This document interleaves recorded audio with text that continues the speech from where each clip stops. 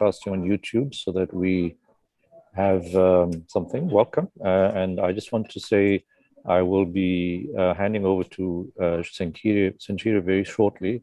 And thank you, welcome. We have also the ability to translate. We've got Alexandra, and thank you, Alexandra, for joining us. She's going to be providing you French translation. And so if you look at the bottom and look at interpretation, you should be able to choose English if there's any French speakers that are speaking, and please feel free to speak in French if you need to. Otherwise, if you're French speaking, you can take the French choice. So welcome, my name is Shafi Musa. I'm the AfroPHC Executive Coordinator. This research group is being led by Sanchir, and we in fact are going to be having many more other people who are going to take things forward. I have been providing you information in the last 3 months on research. And I want to just quickly clarify the challenges around the research mentorship program and ensure that everybody is on board and going through the process in the correct manner. There have been a number of questions about the AfroPHC mentorship program, research mentorship program, so you can call it the ARM program. And that program basically is just a simple one, which we have set up by asking people who are interested in research to say they're interested in research and to differentiate themselves as to whether they feel they would like to be coming on board as novice researchers, students effectively, who would like to be supported. And then in addition to that, we have asked for whether people who are interested would like to supervise and some people to review. Unfortunately, we have indicated, we have very fortunate that people who are saying they don't have much time, but they would be prepared to review. We're really glad for that. However, we've got many more students than we have supervisors. And so we're asking those who are saying they are willing to review to consider being supervisors as well. However, that's not the most important thing right now. We will give you until the end of August to make that decision about who you will supervise and how many people you will supervise.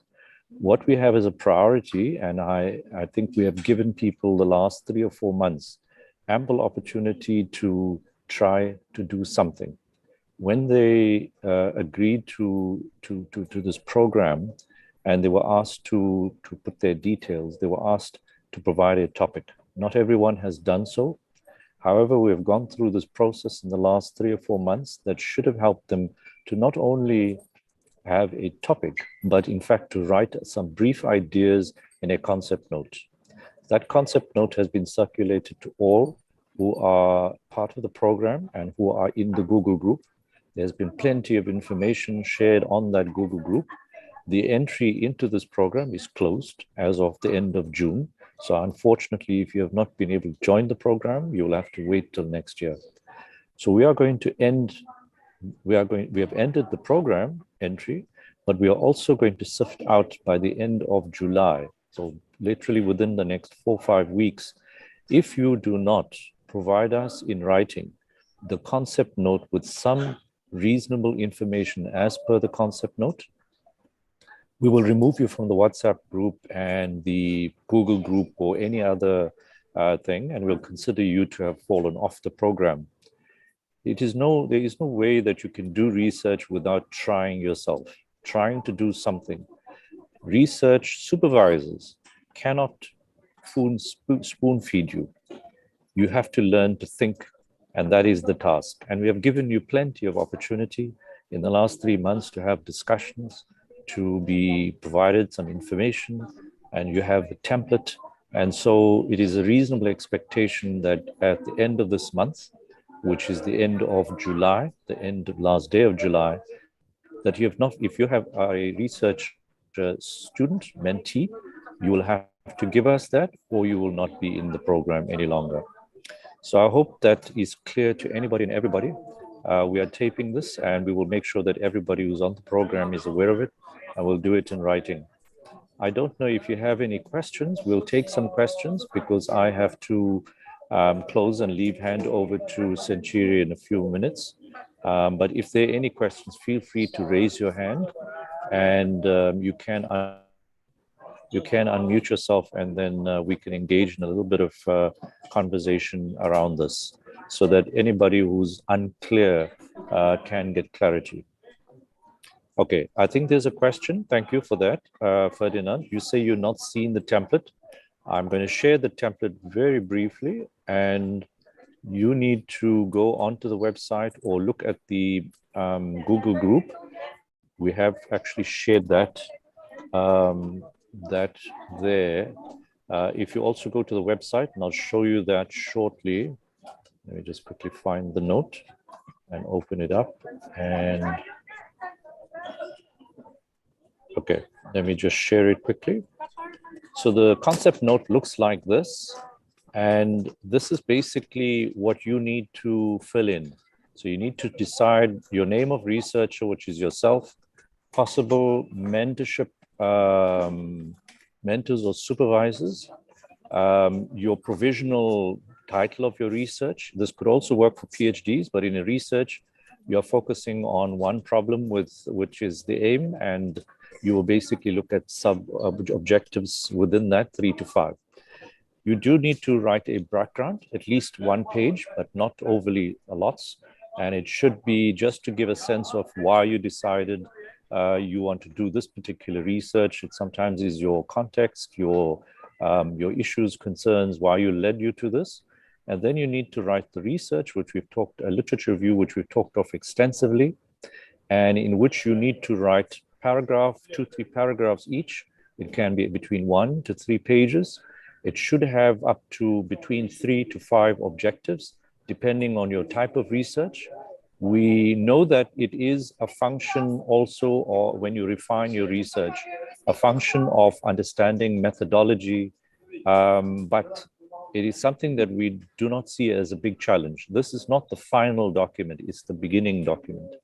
And it is about you trying to dig in yourself. Now, sometimes you can even list these in bullet form, you know, and write a point.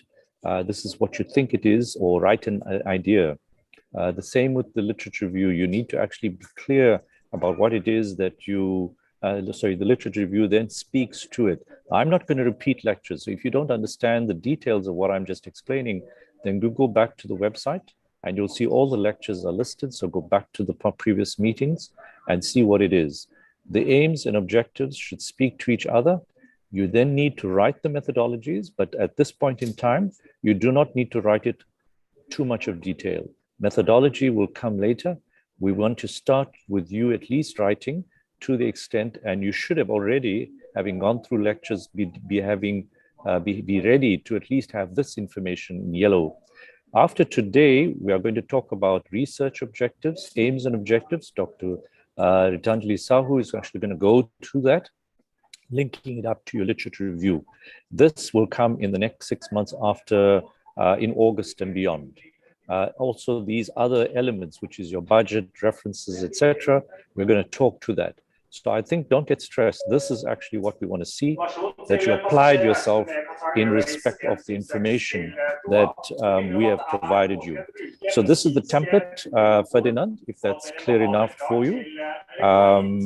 And I will just share with you AfroPHC, thanks Centuria, but I'll show you where it is. So if you go to the, sorry, let me just see where I can find it. So let me share and you can navigate yourself to find this. So this is the AfroPHC website. If you just go down to research, click on research, and then you'll see the mentorship program. Here is the concept note. You can download it. There's a matrix you can also download. And then as you're going to the meetings, you'll see these meetings for 2022, introduction, developing a good research question, conducting a literature review, and today you'll get this, and it should be available at the end of today, that you'll see today's lecture as well. We are going to then go into research methodologies and the rest, but by the 1st of August, if you do not give us your your research concept note, we will actually not do it. I also think that considering that people need to either get serious or not, we are going to close this meeting to only those who have in fact provided us information in a concept note, so that we get people to take this process more seriously than they have.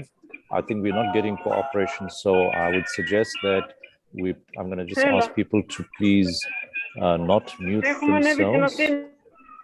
Yeah, so Century, if you don't mind, I don't know who it is, but if you can just control it.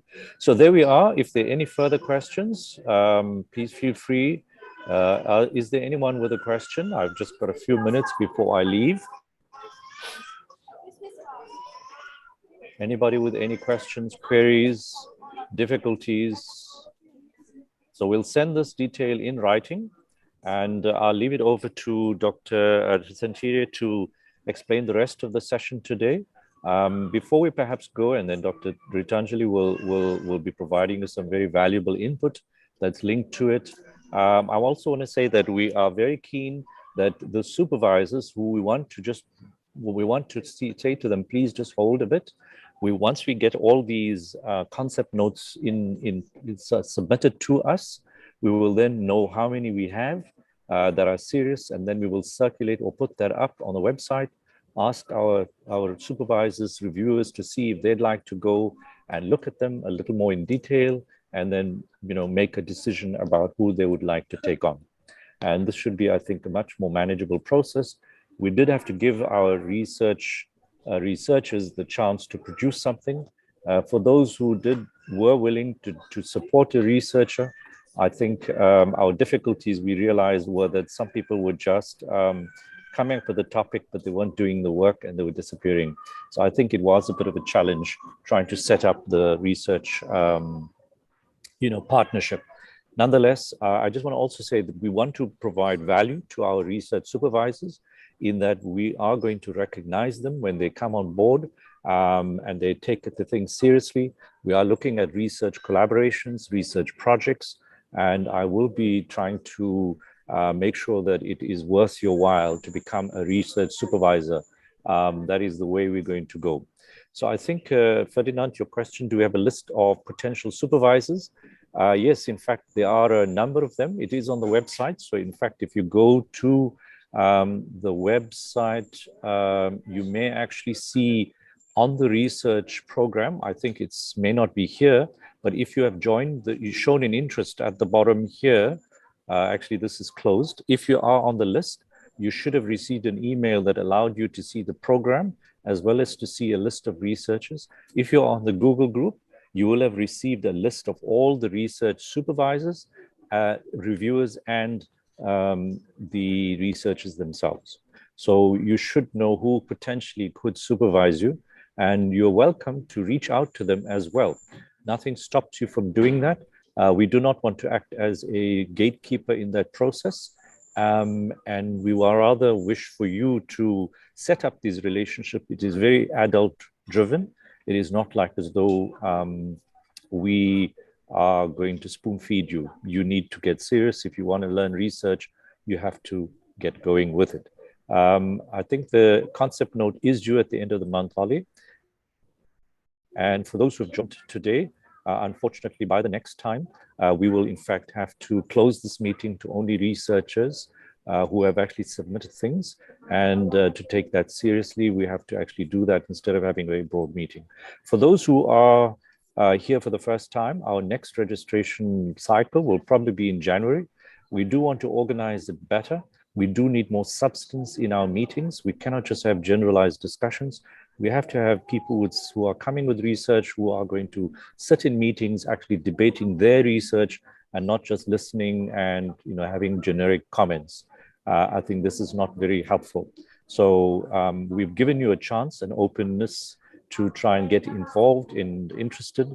From there, I think if you are a researcher, the cycle's closed. If you are a supervisor, you're welcome to email me, and I'll put my email out there. We'll give you the email of AfroPHC.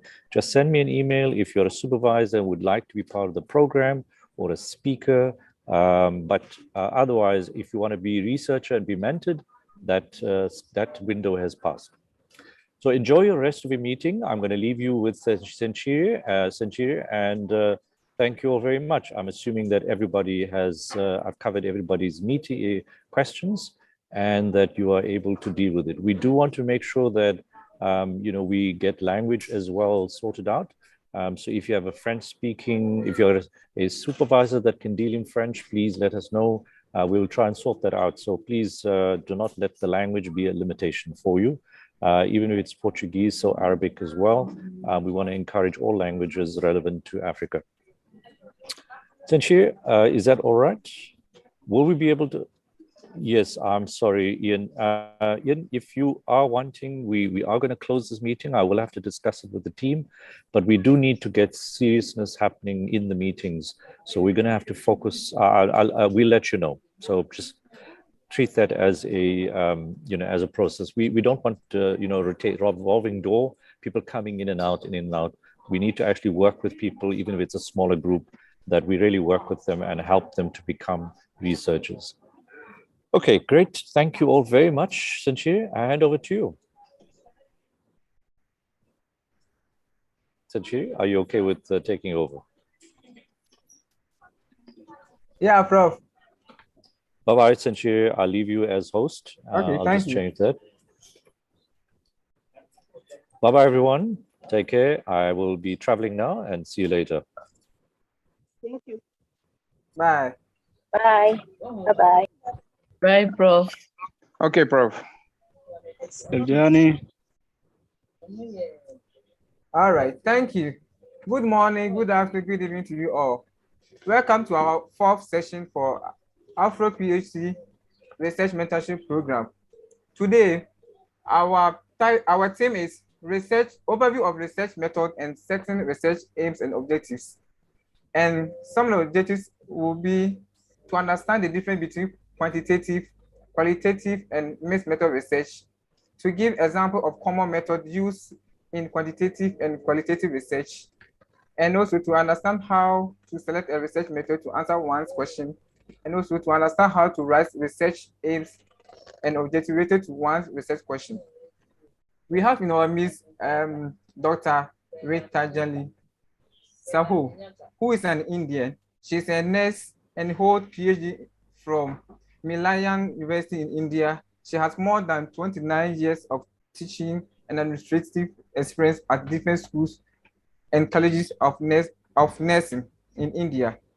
She worked as principal at College of Nursing at Kuta from 2014 to 2022, as a founding principal in Gamsa School of Nursing in India from 2009 to 2014. And she also worked as a principal in Vet Nursing Training Institute from 2004 to 2009. She is an ACOP Inspector of Indian Nursing Council since 2019, and she is an executive member of Odisha State Branch as Chairperson, Education and Research Committee, worked as Chairman, Board of Studies member of UCAL University in India from 2021 to 2022. She also participated as a resource person and also has presented many papers in many states in India. She has a numerous number of research articles and also a life member of NTNA India. She is also a member of Society of Midwife in India and life member of Nursing Research Society. For our participants, please introduce yourself in the chat. And those who have questions, please write down them in the chat, or you can raise your hand after the end of the presentation. So Dr. Ritanjali, you can take up now.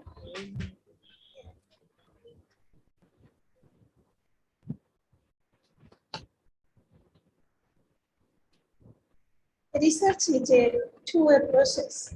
Search for what you have gained and what you have to lose, what you have lost and what you have to gain. Quoted by P.S. Satish.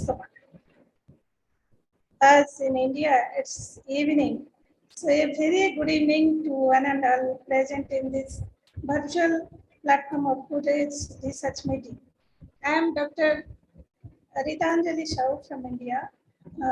First of all, I would like to thank the entire organizing team members of AfroPHC group, especially Honorable Professor Dr. Savin Mushar and Dr. Sankira Kumi. I really feel proud and privileged to be a member of this group of very renowned, learned, and eminent personalities.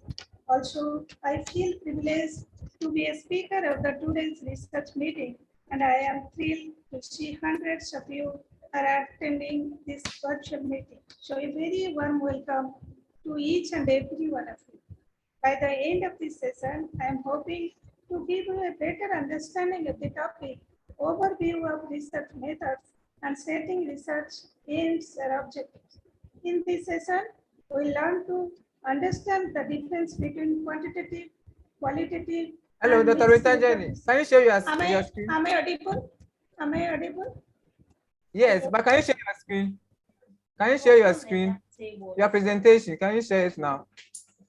I'll share. Yeah, we can see it. Yeah. Hello. Hello. Am I audible, sir? Yes, but please share your screen. Hello. Yes, we can hear you. Please share your screen. Okay. I'll share the slide. I'm sharing. Please stay.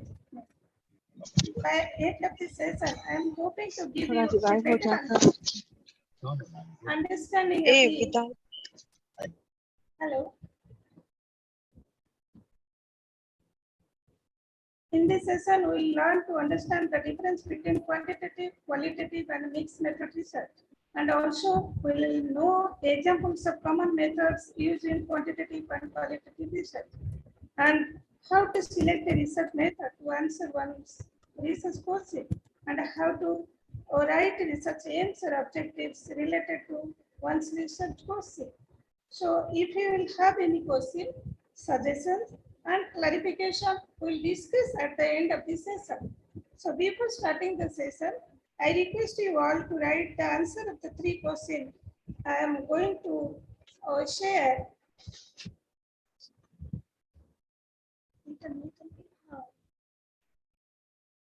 I'm sharing, please stay. Is it visible?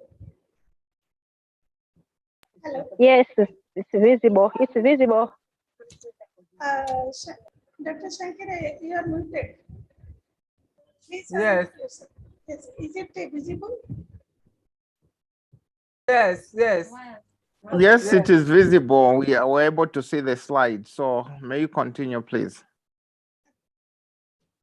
I'm sharing this question. Please write the answer in the chat box. Only 3 minutes. 3 questions are there. Please, by using chat box, answer these 3 questions.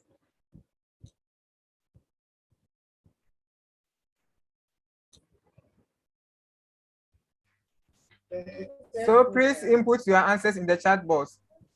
If it's A to write A, if it's B, you write only B. option, If it's only option. One, suppose one B, like that option.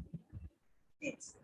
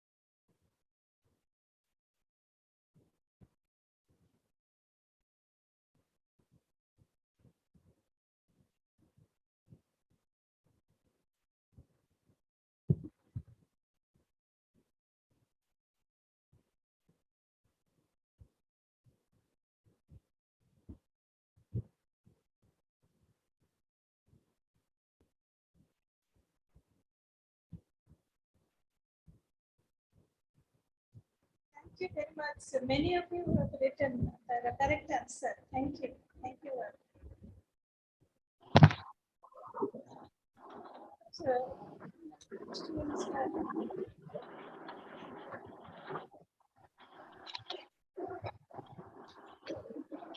εκεί που ξέρουμε ήταν από το αεροδρόμιο το παλιό του πλάι του αεροδρομίου και έχουν κάνει εκεί μια είσοδο που γράφτηκε Κωνσταντίνος Καραμανλής και έβγαινε στη Βούλα. learning objective that is to understand the difference between. There is some noise. There is some noise from the background. Is it audible? Am I audible to all? Yes. Yes, continue. Voice is clear? Yes, sir.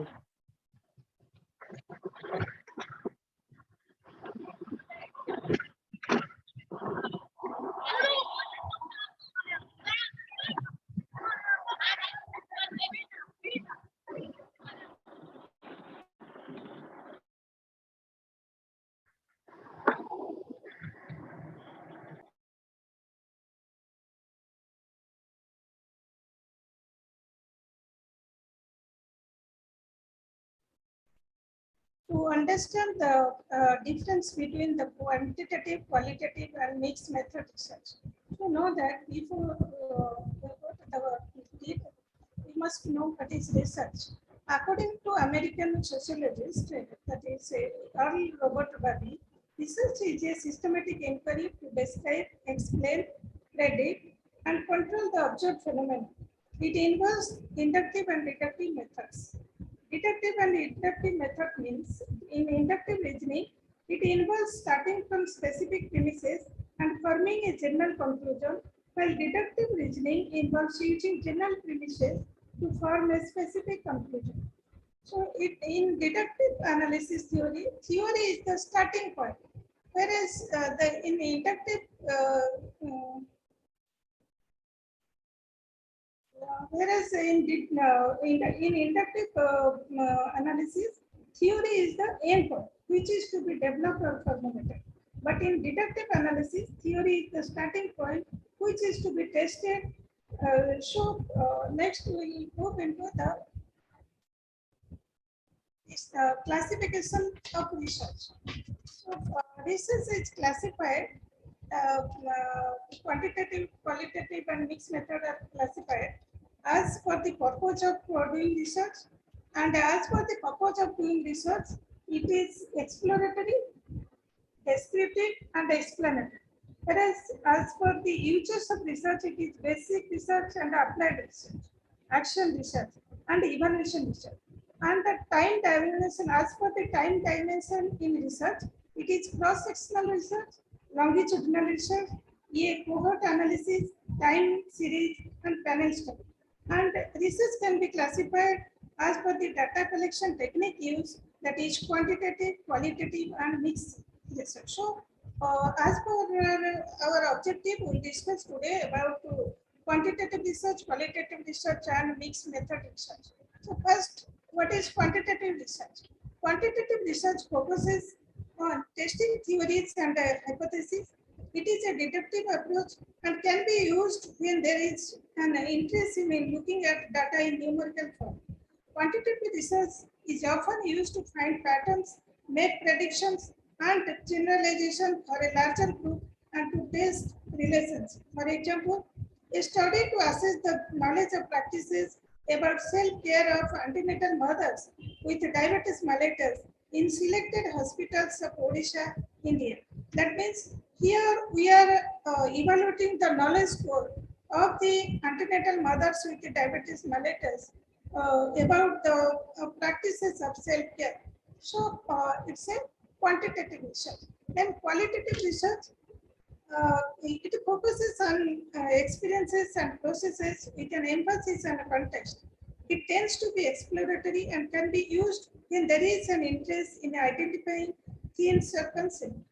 Example, a study to investigate nurses' perception and experiences in providing psychological care to the born patient during recovery phase. That means here we are not analyzing the quantitative data, it is qualitative data like perception and experiences. That's why it's a qualitative research. Then mixed method research.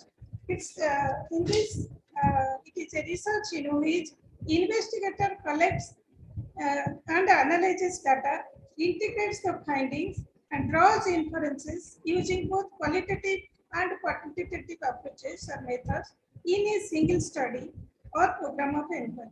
That means in the mixed method, we have to draw inferences or integrate findings of both the qualitative and quantitative methods.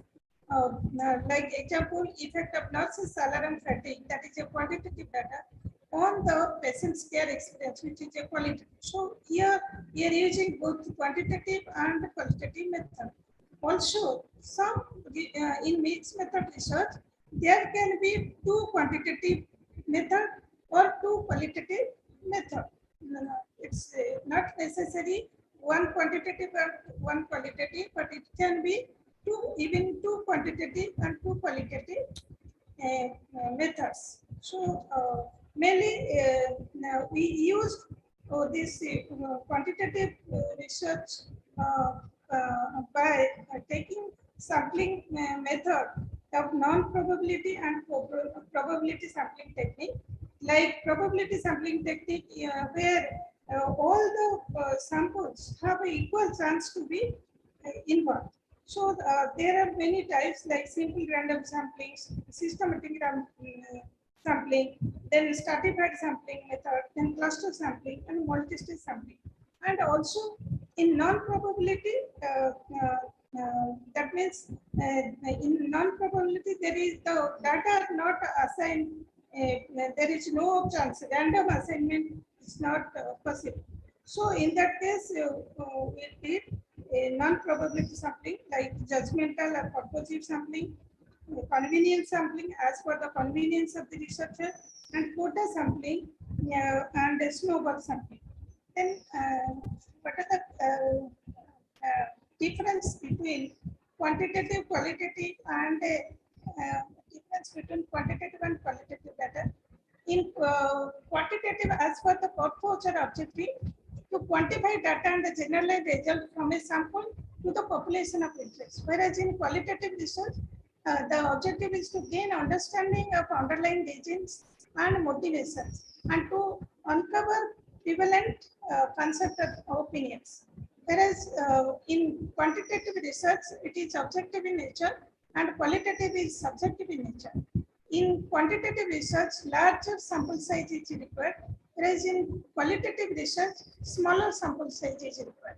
And in quantitative research, we need both the probability and non-probability sampling technique, but in qualitative, only non-probability sampling is used. And in quantitative research, it is expressed in number, whereas in qualitative, it is expressed in words.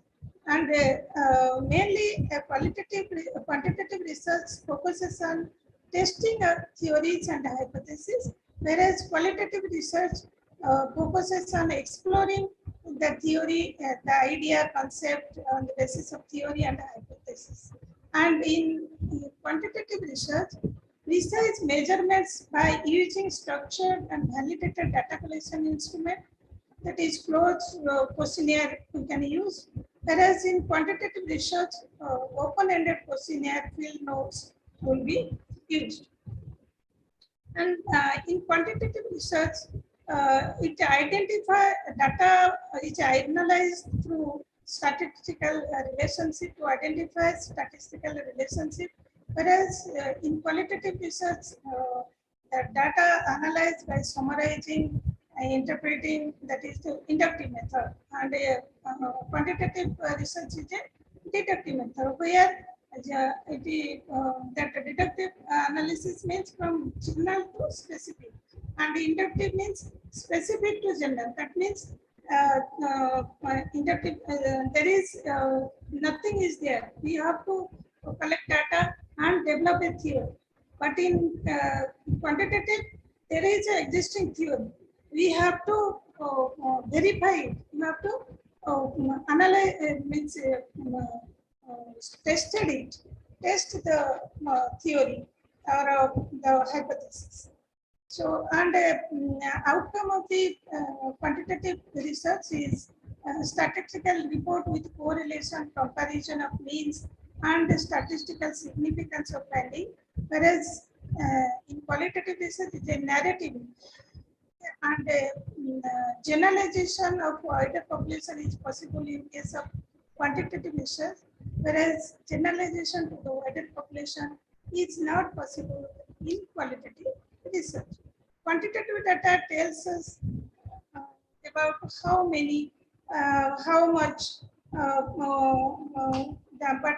in qualitative data, we understand how, what happened, why it is happened, and we study the certain reasons about the certain behaviors.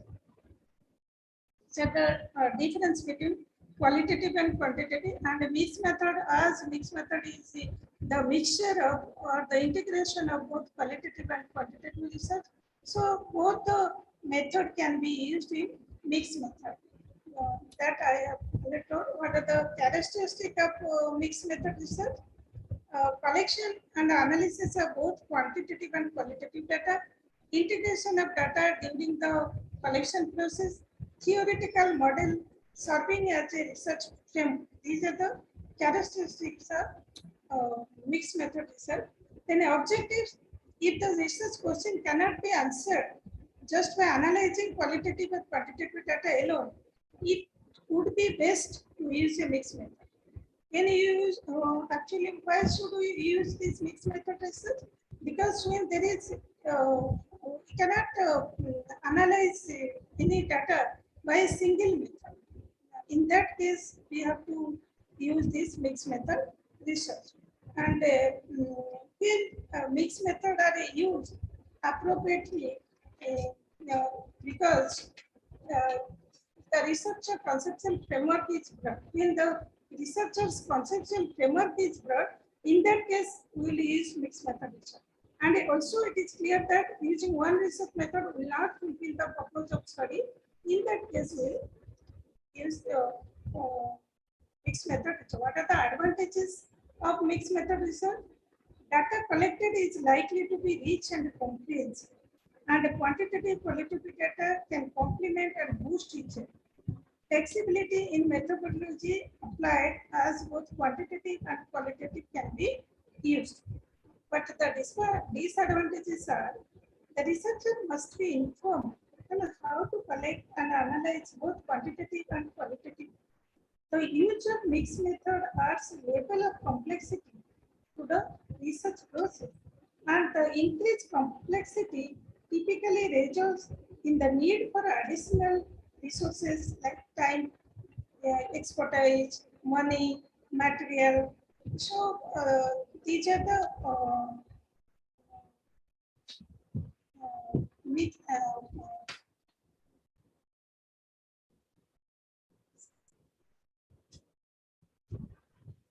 and types of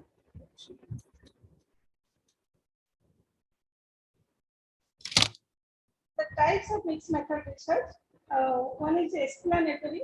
In explanatory mixed method research process, quantitative data is analyzed first, then the qualitative.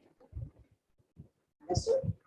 Is it clear to everyone? Am I audible to all? Hello? Am I audible? Yes, you are. Yes. Continue. Yes, please you're go ahead. audible. In explanatory mixed method research, quantitative data is analyzed first, and then qualitative data. And in exploratory, just opposite. That means qualitative data is analyzed first, then quantitative data. And in conversion, both the qualitative and quantitative data are analyzed concurrently, simultaneously.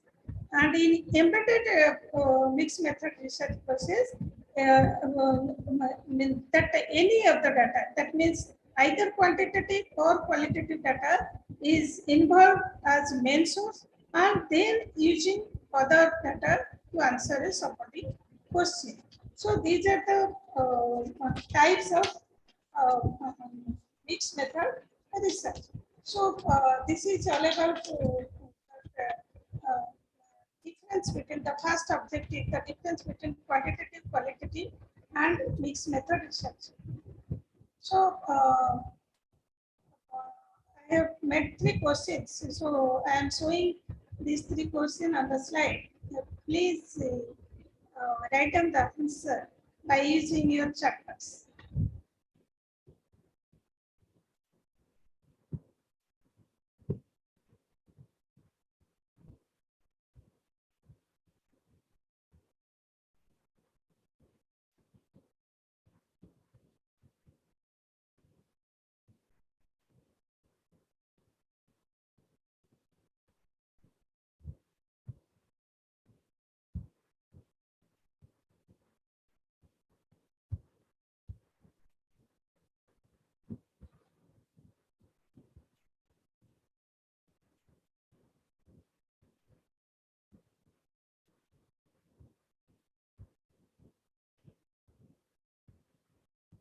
Please write the answer.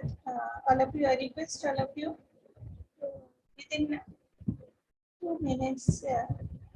Please write the answer. Only the option you write. The chat box.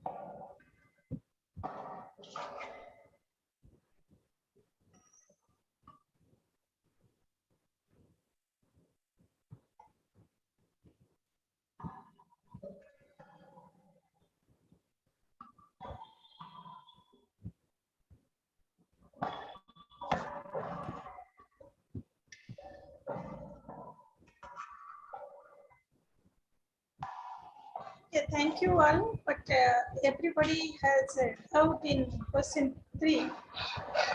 What type of research would be appropriate in the following situation? Nestle wants to investigate the impact of children on their parents' decision to buy a breakfast. Because it's an impact of children on their parents' decision. Decision is a qualitative data. So it's a qualitative research. So thank you all for your effort. And next learning objective, second learning objective is examples of common methods used in quantitative and qualitative research. The common research methods used in quantitative and qualitative research, and they are survey, experiment, and observation. So, survey method is a process, tool, or technique that can use to gather information in research by asking questions to a predefined group of people. So that means mainly we use in survey close-ended questionnaire, and the factors involved in survey method. First is a survey research tool and the time involved to conduct research. These are the first factors responsible for survey research method. And types of survey research method, one is online or email, phone or face-to-face. That means online survey research is one of the most popular survey research method today. And the cost involved in online survey research is extremely minimal. And the responses gathered are highly accurate. And the phone survey method, it is useful collecting data from a more extensive section of the target population. There are chances that the money invested in phone surveys will be higher than other mediums and the time required will be high. And in face-to-face research, researchers conduct in-depth interviews in situations where there is a complicated problem to solve. And the response rate of this method is highest, but it can be very costly. And based on the time taken, survey method is divided into longitudinal survey and cross-sectional survey. What is longitudinal survey? Longitudinal survey research involves conducting research over a continuum of time and spread across years and decades. And the data collected using this research method from one time period to another is qualitative or quantitative. And the respondent behavior, preferences, attitudes are continuously observed over time to analyze reasons for a change in behavior or preferences. So that means we have to study one behavior for a continuous period. Suppose a researcher intends to learn about the eating habits of the teenagers. In that case, he or she will follow a sample of teenagers over a considerable period to ensure that the collected information is reliable. Okay? So this is longitudinal survey, and a longitudinal survey is of three types. One is panel study, another is cohort study, and a retrospective study. In panel study, a sample of people from a more significant population and is conducted at specified intervals for a more extended period. Whereas in cohort study, a sample of cohort, that means a group of people who typically experience the same event at a given point in time.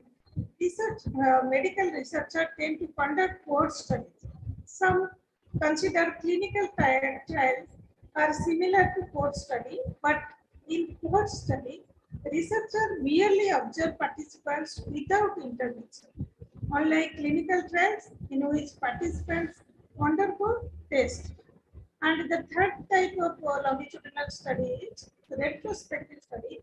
In that, already existing data is used and collected during previously collected research with similar methodology and variables.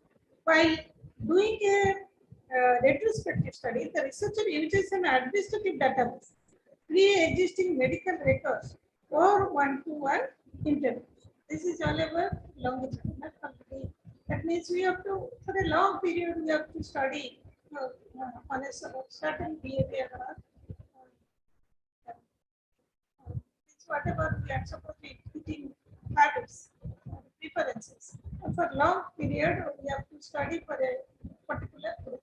And in cross-sectional survey, a cross-sectional survey is defined as a type of observational research that analyzes data of variables collected one given point in time across a sample population or a predefined subset. Cross-sectional studies allow the researcher to look at one independent variable as the focus and the process study and one or more dependent variable. It can be descriptive or analytical. It is quick and it helps researchers collected information in a brief period. And this method mainly implemented in education, health sector, and business. Example is to understand how children with age between 2 to 12 across the United States are prone to calcium deficiency. We have to study that calcium deficiency among the particular age group, that is 2 to 12. age group in across the United States for a certain period, that is cross-sectional research. Then what are the process of survey? How will do survey? First, we have to set smart goals, then choose the right questions that is relevant to your research. Begin your survey with a generalized question. Choose the best, most relevant 15 to 20 questions and prepare a yes or no question because you can use this yes or no question. You can separate people into the groups who have got treatment and those who have not got treatment. And then once you separate them, you can ask them different questions and test all electronic devices because a different respondent can use different electronic devices like mobiles and tablets and finalize target audience and distribute once your survey is ready, distribute the survey or share the survey to the right audience and share your handouts and share them through email, social media or offline, online in whichever mode you want. Then collect and analyze the responses. After distributing your survey, it is time to gather all responses and segregate them demographic wise, behavior wise, so that it will help you to prepare summary report, which is the end point of the survey. Then what are the benefits of survey? Survey is cost effective. It can be generalized to a wider population and will get reliable respondent. And the water there will be various sources for collecting the response. This is all about survey method. The next method of quantitative research is experiment. Experiment is a scientific approach to research where one or more independent variables are manipulated and applied to one or more dependent variables to measure their effect on the latter. The effect of the independent variable on the dependent variables is usually observed and recorded over some time. To aid researcher in drawing a reasonable conclusion regarding the relationship between these two variables. Example, Ritanjali and colleagues in the year 2007 tested the effectiveness of a range of motion exercise intervals aimed at improving joint activity, function, and pain survival. Now I'm learning here the languages. I mean, last year was in This the wall of about that example of experimental research. I'm trying to put Some study participants received the intervention of a 4-week exercise program, whereas others did not. In this example, the researcher intervened by designing that some patients would receive the special exercise intervention and that others should not be given this opportunity. In other words, the researcher controlled the independent variable, which in this case are the exercise intervention.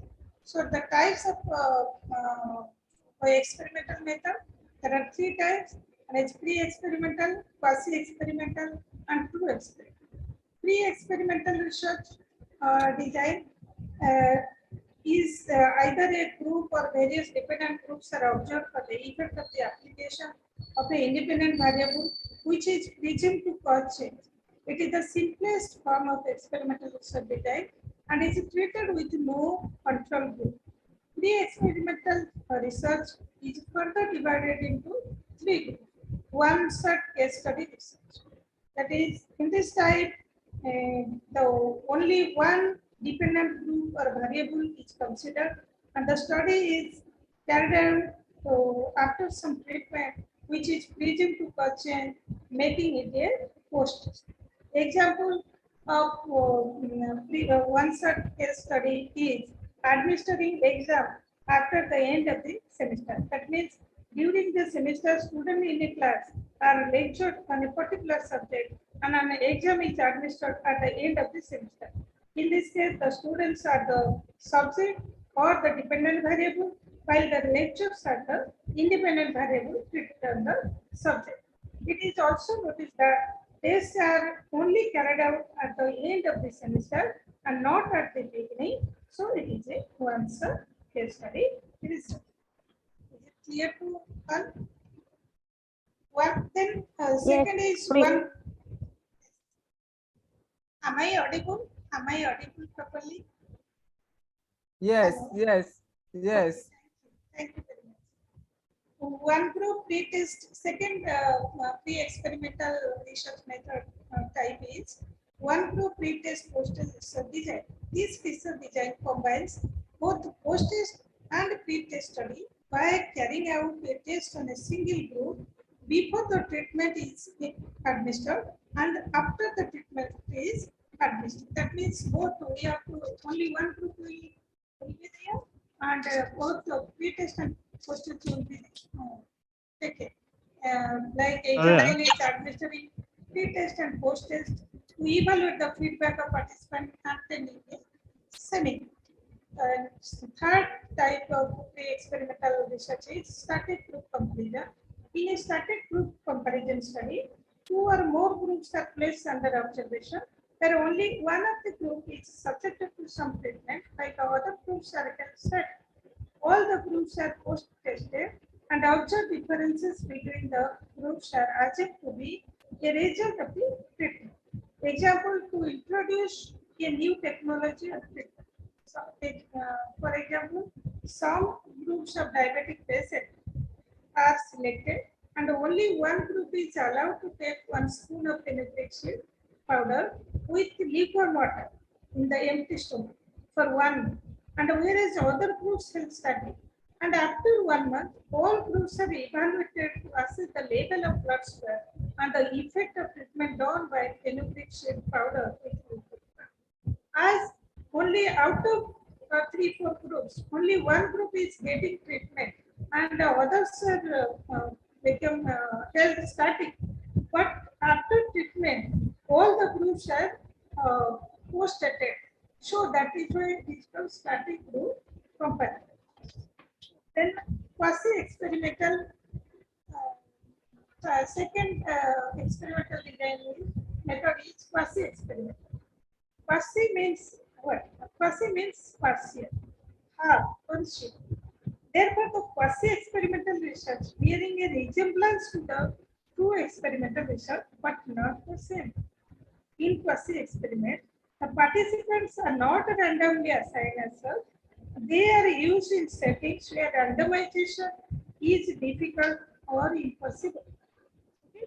For example, if due to some ethical reason, we may not get permission to randomly assign patient to treatment.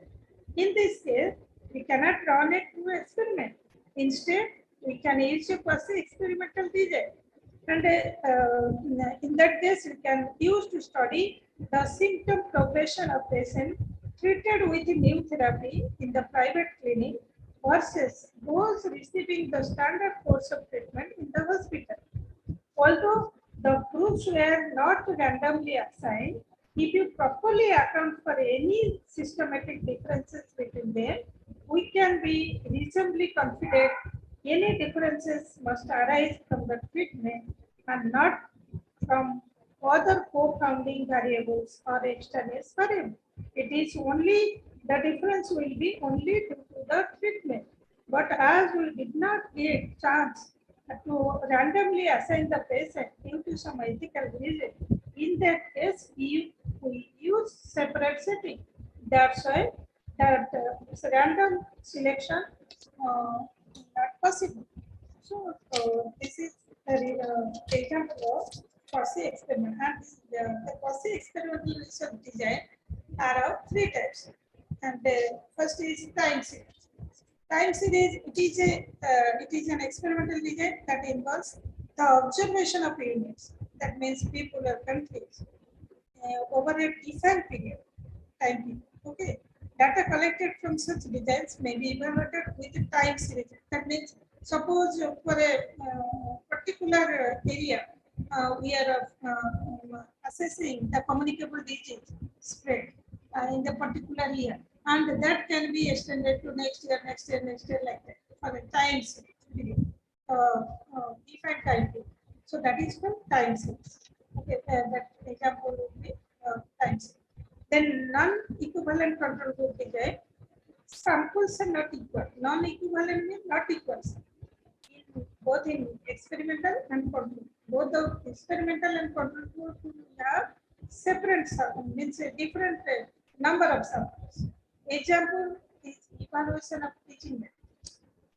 Let us consider an academic institution that wants to evaluate the teaching method of two teachers to determine which is best.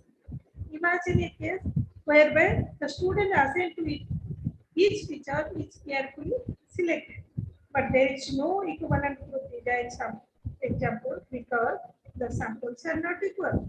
By evaluating the effectiveness of each teacher's teaching method this way, we may conclude after a post-test has been carried out. So it is a non-equivalent control group design. Then counterbalance design. Counter means opposite. Counterbalancing is a technique used to deal with order effects. That means not in systematic order, vice versa. Up, down, and down, up. Okay. When using a repeated measure system, with counterbalancing, the participant sample is divided in half, with one half completing the two conditions in one order, and the other half completing the condition in the reverse order. Suppose the simplest type of counterbalancing design I have given it here in the slide. You can see there are two possible conditions, A and B, treatment A and B. 1 and 2 have two possible conditions. That means the researcher want to test every subject for both the conditions. They divide the subject into two groups, and one group is treated with the condition A followed by condition B, and the other group is tested with the treatment B followed by treatment A. So this is order effects. That means one group will be measured in one order, and other group will be measured in reverse order. That means questions will be in reverse order. So that is the counterbalance design. Next, third experimental method is true experimental research design. In this, this is the actually main, which is it is the most accurate type of experimental design, and may be carried out with or without a pre-test. Okay.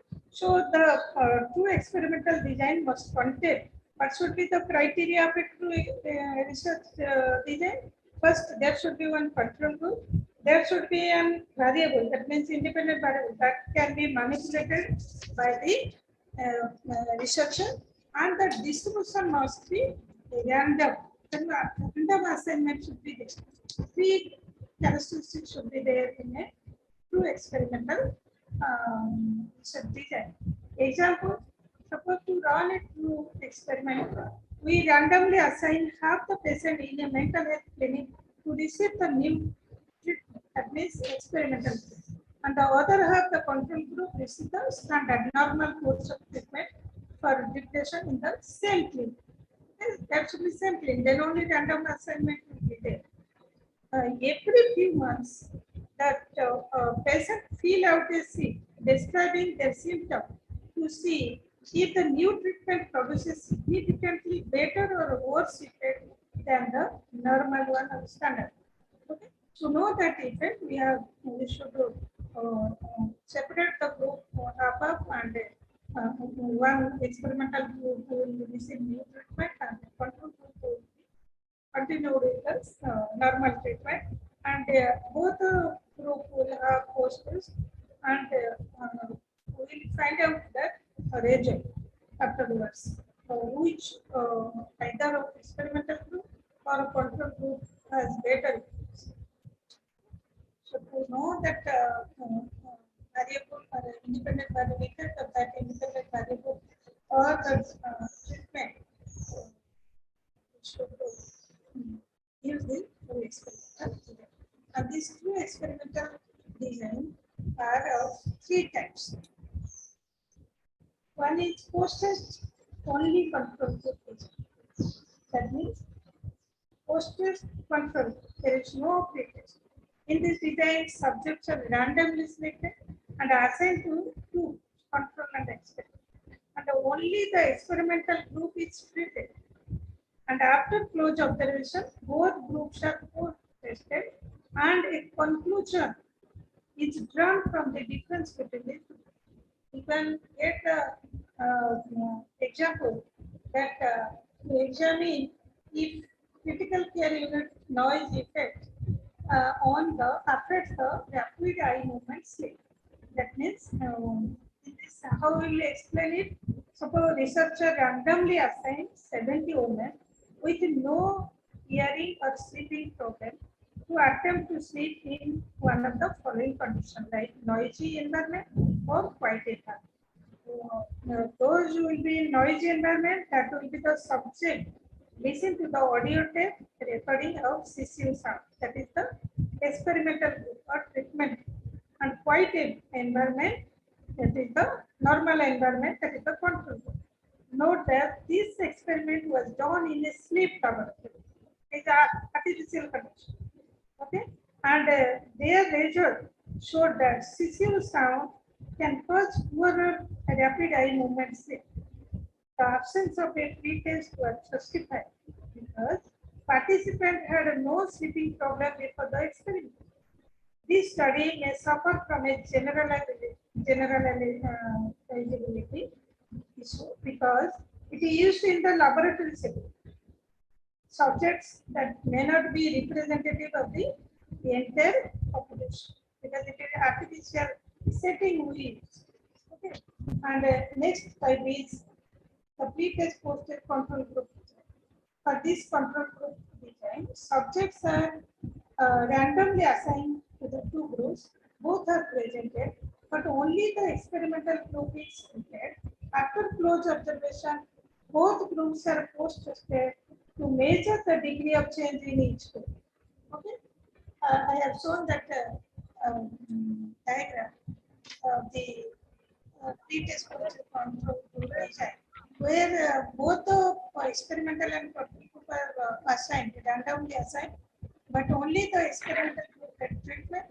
And the effect of experimental treatment will be Q2 and O2 minus observation of O2 minus O1 minus O4 minus O3. Whatever will be the experimental design minus in the control group. That will be the effect of the this pretest posted control group design. And the example is employee skill evaluation. What is it? That means before employing a job seeker, organizations conduct tests that are used to screen out less qualified candidates from the pool of qualified applicants. And this way, organization can determine an employee's skill set at the point of employment. In the course of employment, organization also carry out employee training, that is orientation training, to improve employee productivity and generally grow the organization. Okay? And further evaluation is carried out at the end of each training to test the impact of the training on an employee's skill and test for improvement. Here the subject is the employee, while the treatment is the training conducted, and this is a pretest posted control group experimental result. The third type of experimental design is Solomon code group design. Here it is a combination of a pretest only and a pretest posted control group. In this case, randomly selected subjects are placed into 4 groups. So, and the first 2 of these groups are tested using the post-test only method, and here you can say post-test only last 2 groups.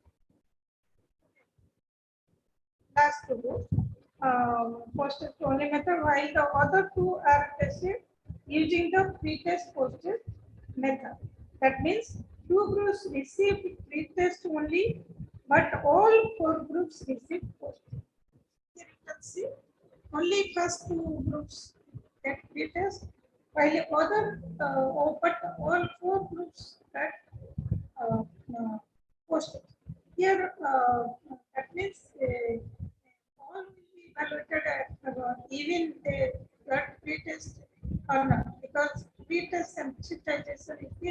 to avoid this pre-test sensitization, it is done.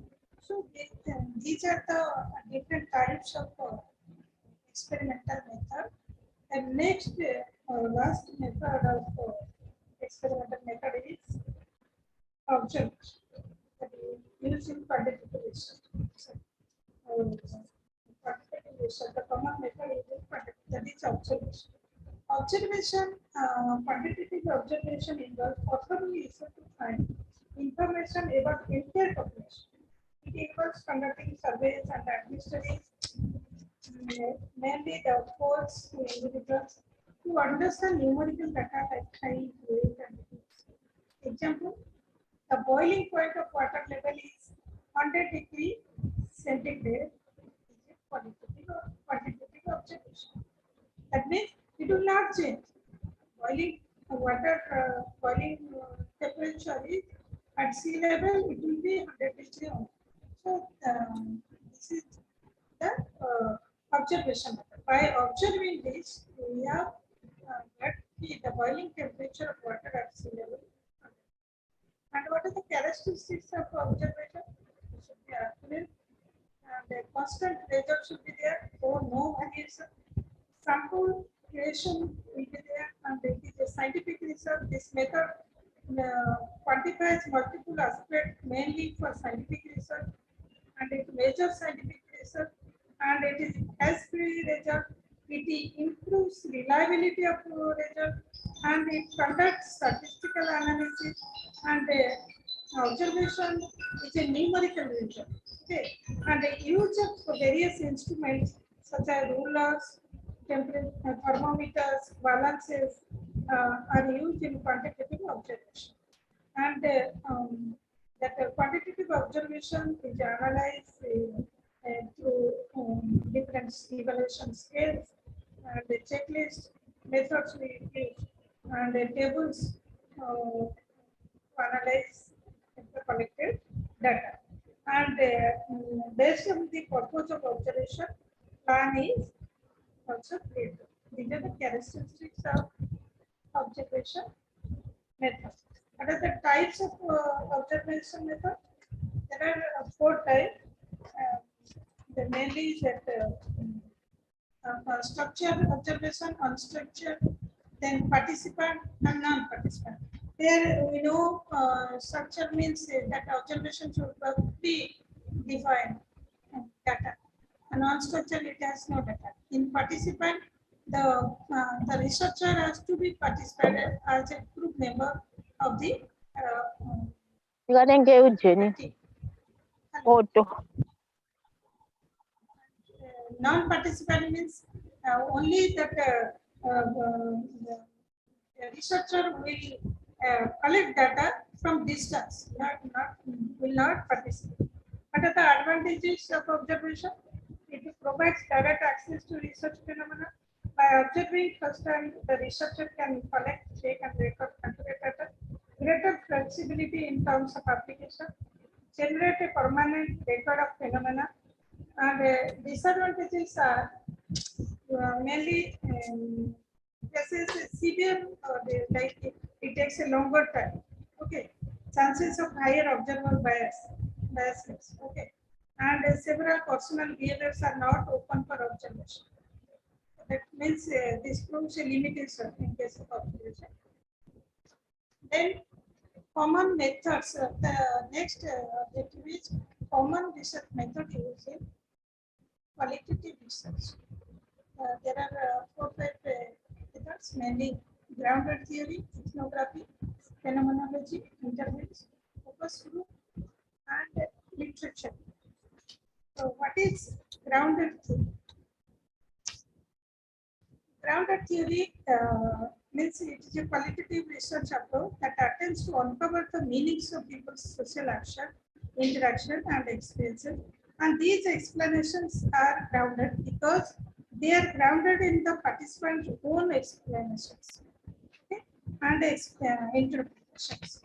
Example is that Lewis and colleagues in the year 2007 studied the process of practicing spirituality in relation to health promotion and disease management among African And one more example, you can also cite one laboratory means it tested several theoretical constructs to build a theory on autonomy in diabetes mellitus patient. In developing the theory, the researchers started by purposefully sampling participants with diabetes differing in age, onset of diabetes, and social role, like employees, housewives, and retired people. After first analysis, the researcher continued with the theoretical sampling. And for example, patients who differ in treatment, they receive with different degrees of care dependency, and participants who receive care from a general practitioner and at a hospital or from a specialty nurse. So this is all about the grounded theory. Then the next method is phenomenology. In phenomenology, it is used to understand the unique life experience of individual by exploring the meaning of phenomenon. It enables the researcher to uncover a description of the essence of the phenomenon, the universal meaning for individuals. Mainly, phenomenology uses criterion sampling in which participants meet predefined criteria. The most prominent criterion is the participant experience with the phenomenon under study. The researcher looks for participants who have shared an experience but vary in characteristic and in their individual experience. Example is he in the year 2007 studied the life experience and meaning of time in the oldest court. The study involved in depth interviews with 19 elders older than 85 years. Then ethnography. Ethnography mainly, as everybody knows, it's the main qualitative research approach that involves observing variables in their natural environment or habitat in order to arrive at an objective research outcome. As the name suggests, ethnography is the in-depth study of people, cultures, habits, and mutual differences. Example is Holmes and Berin and Gostalco in the year 2007 conducted ethnographic fieldwork in 3 gay bathhouses in 2 Canadian metropolitan areas to explore how sexual behavior intersects with the bathhouse environment and health imperatives. So, this is all about ethnography, and the advantages are ethnography research allows you to have access to a wider and more accurate data scope than other research regions. It enables the researcher to partake in the experiences of the research variables in their natural setting. And disadvantages, it requires expertise and it is time. It takes time to observe research variables in order to arrive at conjecture. And ethnographic research is capital intensive. Issues of data sample size can also arise in ethnography research. Okay. So this is all about ethnography. Then the next is interview. And an interview is a qualitative research method that relies on asking questions in order to collect data. Interviews involve 2 or more people, one of whom is the interviewer and others are interviewed. And there are 3 types of interview method. One is structured interview, which the questions are predefined in the both topic and order. And semi-structured interview, a few questions are predetermined, but other questions are not planned. An unstructured interview, none of the questions are predetermined. What are the advantages and disadvantages of this question? Mainly, structured interview is used in quantitative research, and the data can be compared, and high reliability and validity, time effective. And the disadvantage researcher cannot get additional clarification. There is limited scope, and due to restricted answer, there will be some problem in getting the main point. And semi-structure, it can be used in quantitative and highly validity, and can ask additional questions if needed, And disadvantages of semi-structure, lower validity than structure. You need to have good conversation skill and preparation is time consuming. Unstructured interview, the advantage is you can ask additional question if needed. Respondent might feel more at ease. Collect rich qualitative data can be used if little is known about the topic. But disadvantage is unstructured interview, low reliability, validity. You need to have excellent conversation skill, easy to get sidetracked, hard to compare data, and preparation is very complete.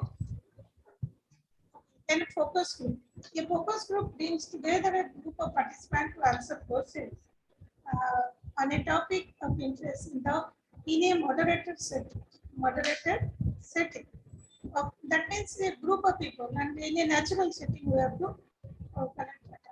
This purpose. We study the group dynamics and body language in addition to the answer. It applies when research focuses on a dynamic group of discussion or a real-time responses, and if questions are complex and rooted in feelings, opinions, and perception that cannot be answered with yes or no, in that case, we can apply focus group. And if topic is exploratory in nature and you are seeking information that we have to know new questions for our future research idea, in that case, we use focus group. Advantages of focus group, it is an efficient method since interview, you can interview multiple people at once, and the respondents are often more easy and relatively cost efficient, and it is easier to discuss difficult topics. Disadvantages, it can ask a limited number of questions due to some time constraint. A researcher needs good conversation and leadership skill, and there is a higher risk of social desirability bias and can guarantee confidentiality because multiple people involved. Then literature read, qualitative, one of the qualitative method, that is literature reading, is a piece of academic writing demonstrating knowledge and understanding of the academic literature on a specific topic. A literature review also includes a critical evaluation of the material, and this is why it is called a literature review rather than a literature report. And the purpose, summarize and analyze various research and theories, identify areas of controversy and contested claims, highlight any gaps that may exist in research. Then this is all about the common methods, and here is a slide of 3 questions related to this objective. So kindly, quickly, hit the answer in your chat box.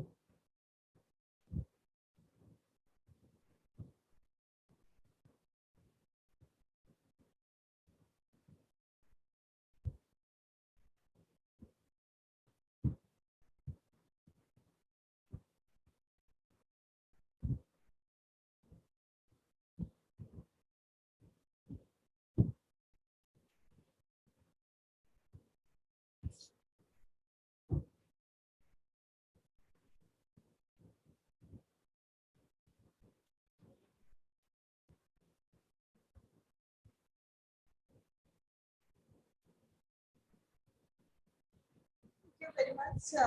Maximum have given correct answer. That is one for C and for D, and the correct answer for 3 is B. Okay, those who have written C, D, and B. Correct. So thank you very much for your lessons listening. And that will shift into the next objective, that is the third objective is how to select a research method to answer one research question.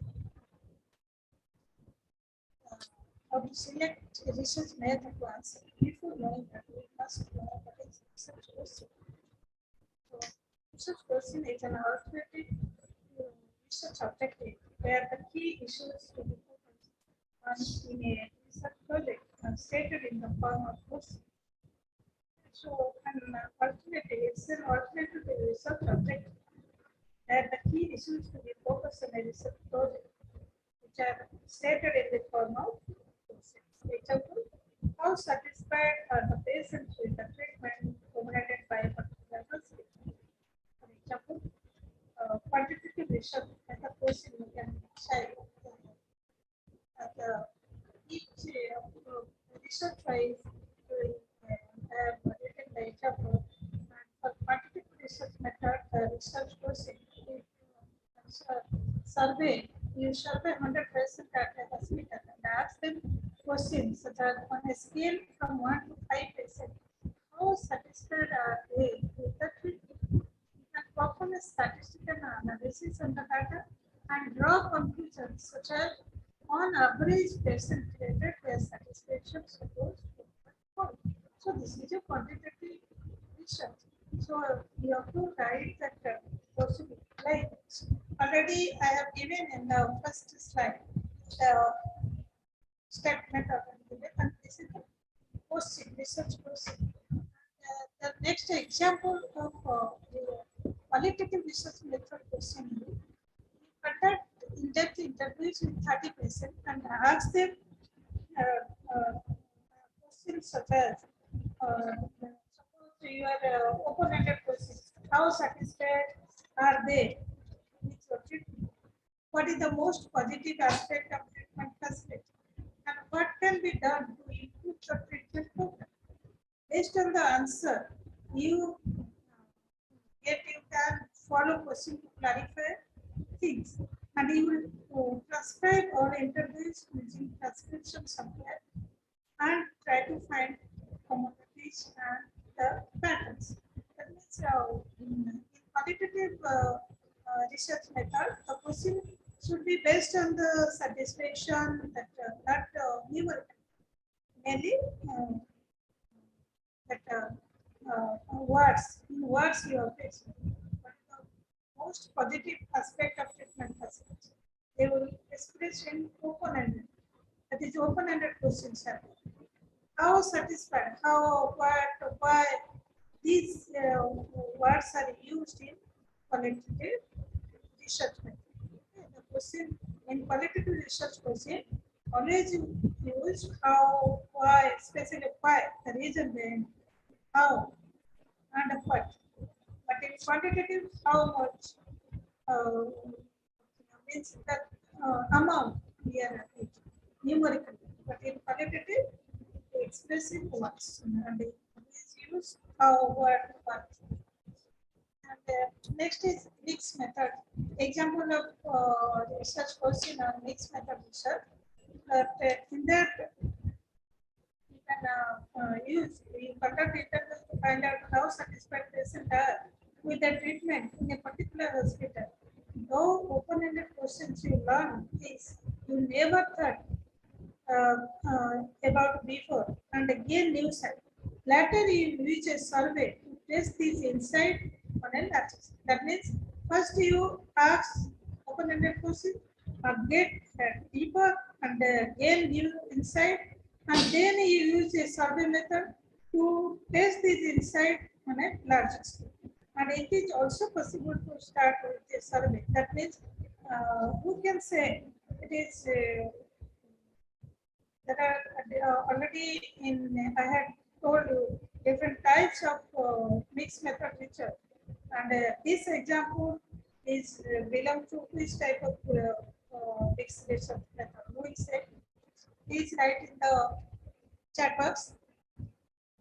If you remember the types of mixed method research, this example of mixed method research question belong to which type? There are 4 types of, I have already started 4 types of research method. Please write in the chat box. I request you all, please write in the chat box the name of the mixed method research types this question belong to. That much right? Am I clear? Is it, Yes. that means I want to know the question I have mentioned. It belongs to which type of mixed method? There are 4 types of mixed method research, but this question particularly belongs to which type? If you remember that types, please mention in the chat box to write that. Okay, it's exploratory. There are 4 types I have told. One is explanatory, second one was exploratory, and third one was convergent, and fourth one was embedded. Out of this is a exploratory, in which first we use a qualitative, because we are using open-ended question. That means we are using qualitative method first, okay, and then the quantitative method. So that is why it is exploratory. Okay, another example of mixed method research question. How do average hospital salary measurement over time help to explain nurse testimonials about job satisfaction? About job satisfaction.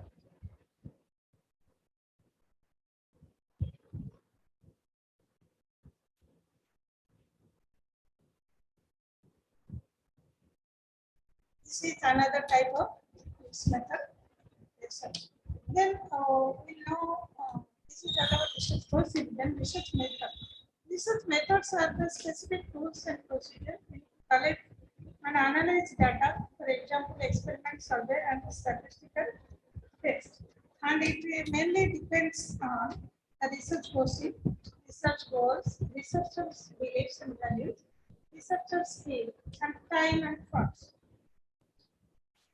Then what are the factors responsible for this research methods? What are the factors to consider when choosing one research method over mainly overall applicability to meet research objective, okay, and time, that is key planning and decision making milestone to inform, and then resource available, that means the material resources, financial resources, and the human resources, and access to population of interest.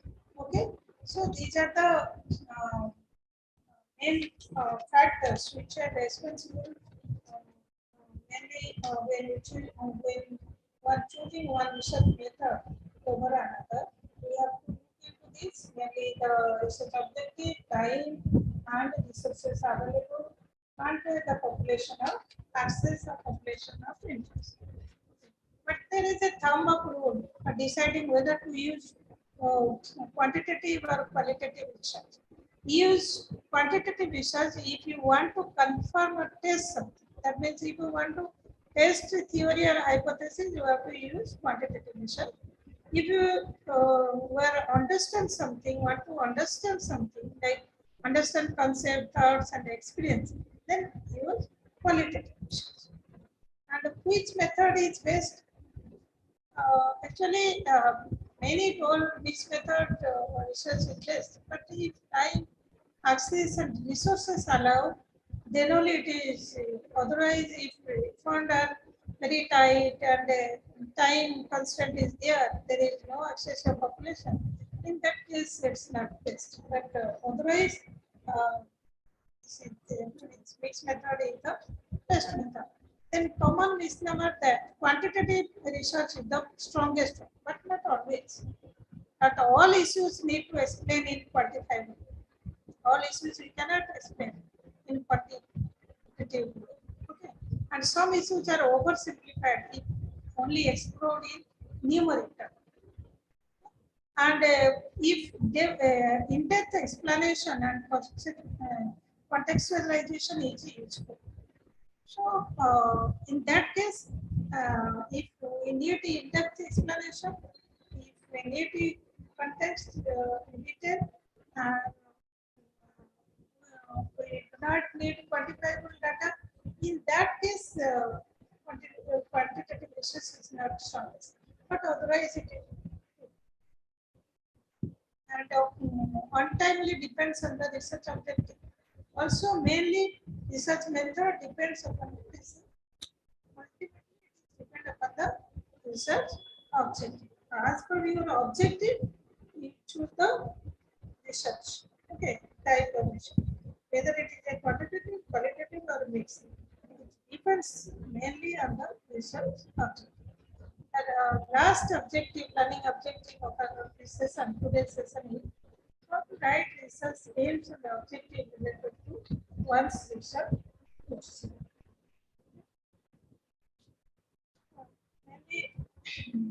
Aims and objective. What are aims? The primary focus of the research project is usually expressed in terms of aims and objectives. Many students find it difficult to understand the difference between aims and objectives. However, in the academic context, there is a clear distinction between these terms. Once you have an idea for research, then you need to turn into a statement that summarizes what you will be investigating. Okay, so this is mainly generally called the aim of the research, and aim what means you hope to achieve. Aim means you hope to achieve. Aims are statement of intent. They are usually written in broad terms. They set out what you hope to achieve at the end of the project. And the objectives are the actions you take in order to achieve the end. Objectives should be specific statements that define measurable outcomes. For example, what step will be taken to achieve the desired outcome? Okay, that is the step will take. That is objective. Specific statement. Which that define the measurable outcome. And when writing your objective, try to use strong positive statement. That means strong verb like collect, construct, classify, develop, devise, measure, produce, revise, select, synthesize. These are the strong verbs. And like weak verbs, appreciate, consider, inquiry, learn, know, understand, appreciate, listen. These are weak verbs. So always try to use strong positive statement and use strong verbs. And a research objective need to be formulated according to SMART principle, which means they should be specific. Be precise about what you are going to do. And measurable, it should be measurable. You will know when you are to reach your goal. Achievable, that means don't attempt too much. A less ambitious but completed objective is better than an over ambitious one that is cannot possible to achieve.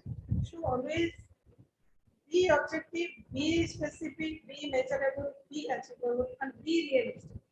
Do you have the necessary resources to achieve the objective? That means time, money, skill, etc. So if it is there, then it's okay. Otherwise, unrealistic objective cannot be unrealistic. And time constraint. Determine when each step needs to be completed. Is there time in your schedule to allow for unexpected delays? Then it will. Otherwise, time period should be fixed. Each stage should be completed in a predefined time. How many aims and objectives should be there? As per thumb rule, there should be one research aim and several research objectives. Achievement of each research objective will lead to the achievement of the each research. But sometimes, somewhere, some researchers, in some research, there are more than one aim is there used, and several objectives. So, but some research has more than one aim also. And, but as a rule, it should be for a good research, there should be one specific research objective. That only the common mistake is done to say, formulate a research aim. That means choosing the topic too broad and setting an unrealistic aim, which cannot be fulfilled, and choosing research method incompatible with the time frame available. So these are very, I'd say, there should be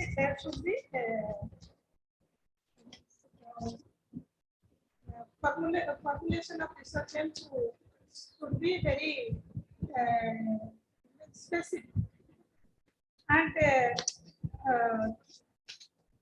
research aim, types of research aim, objective. One is general objective, another is specific objective.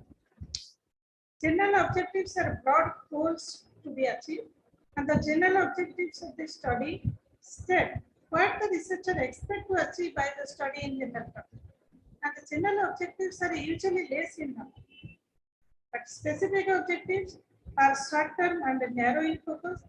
General objectives can break into small logically connected parts to form specific objectives, and general objective is made through accomplishing all the specific objectives, and the specific objectives are more in number, and they systematically address various aspects of problem as defined under the statement of problem, and key factor that is assumed to influence or causes the problem, and the specific objective should specify what the researcher will do in the study, where and for what purpose. Yeah. So these are the types of objective, mainly general and specific objective. Then examples of general aim and objective. General objective also can be aim means to investigate whether the inpatient counseling of patient with diabetes by mainly by pharmaceutical reduces rates of readmission. The main aim is to investigate whether inpatient counseling of patient with diabetes by pharmaceutical reduces rates of readmission. And the objective should be specify the characteristics of patient group, that means age, type, etc. Prepare protocol including patient information, reflect referral method, investigate whether approval will be needed from a research ethical committee, and design and pilot methods of counseling and patient follow-up, data collection and data analysis, report on findings and publish. These are research objectives. And one more objective and aim, we investigate factors associated with partner violence. This is research aim. And a research question will be, is alcohol consumption associated with increased partner violence? And this first research objective will be, because there are factors. So any factor you can choose. So first, there may be many objectives. Only one name should be there in a research and many objectives. So there is objective one, to examine whether alcohol consumption is associated with increased partner violence. Research question 2. Is labor force status, that means employment or unemployment status, associated with mainly research question will right? Variations in the incidence of partnership. That means is labor force status, that means employment or unemployment associated with variations in the incidence of partner factors. This will be question. And objective will be to examine labor force status, that means employment or unemployment, is associated with variation in incidence of partner. So these are some example of research questions, research objective, research aim, and I hope you have gone through and I tried my level best to explain what is all the objectives of this today's session. And now there are 3 questions on the slide. Please try to answer the chat box.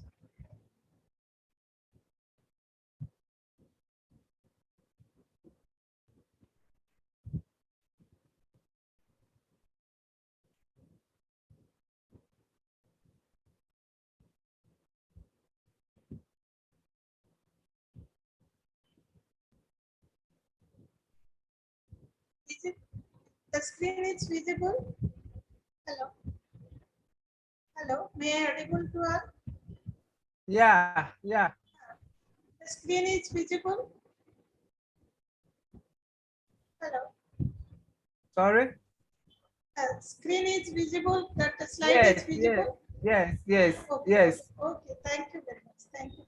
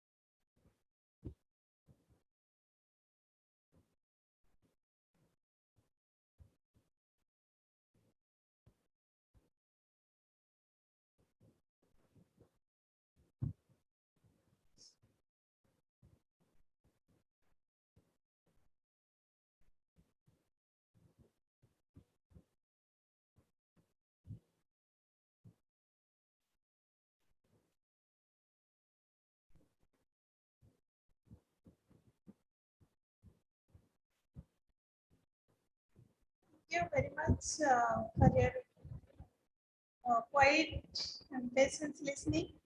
And many of you have given correct answer, and answer should be B for 1 and 2 for 2C and 3 for 3A. Anyhow, many of you have given correct answer. Thank you all for your quiet and patience listening since 2 hours. And I hope I tried my level best. I don't know whether I was correctly audible and what was my language. Is there any problem in language? Still, if you have any doubt, any clarification, all are welcome to this discussion session.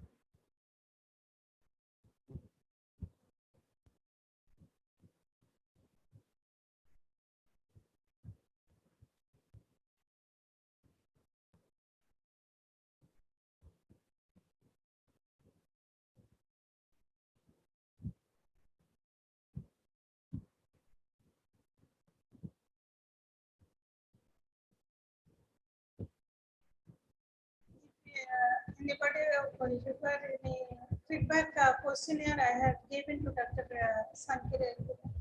I hope it's here.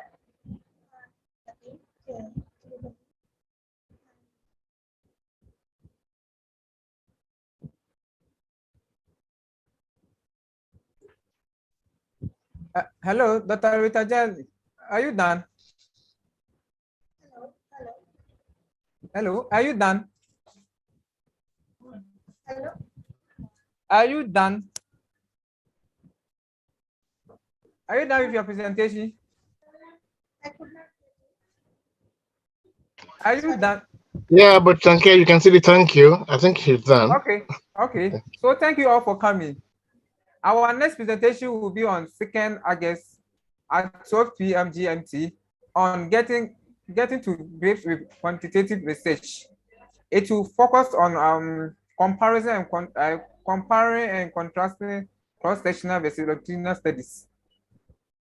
So I'll call upon our Vice President for AfroPHC to give us the closing remarks. Thank you, Senkire. Hello, everyone. Good afternoon and good morning from wherever you are listening. And we are glad that you were able to join our research program this Tuesday afternoon. And our special thanks goes to Dr. Ritanjali for the beautiful presentation and the rich content. In fact, it really englobes a lot of aspects concerning research. I would like to also to thank all the AfroPHC members that are here really to support this work and encourage that we keep the engagement as time will permit. I also want to inform our dear participants that AfroPHC is on website. You can visit our website, www.afrophc.org, where you will get a lot of information concerning the activities that concerns AfroPHC. We also have policy meeting, and as for the research, a lot was said here by Professor Shabi before he left about young researchers, about students, about joining this research group if you want to be a mentor, a supervisor. So Professor Shabi said a lot, and we can also get a lot of information from our website. We also have policy meetings. We also have a leadership management and governance meeting. We have a continuous development program every week on Thursdays. When you join our website, you get all this information there. And we encourage you to be part of us, and you are all welcome. Thank you again for being part of us, and I wish you all a happy week. Bye-bye. Bye-bye.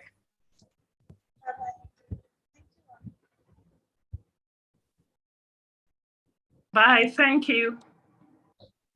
Bye. Bye. Shall I leave? Bye-bye. Bye. Thanks. Bye. Bye to you, madam. Do I update me when I'm done, my baby? Bye. Harry, please stay.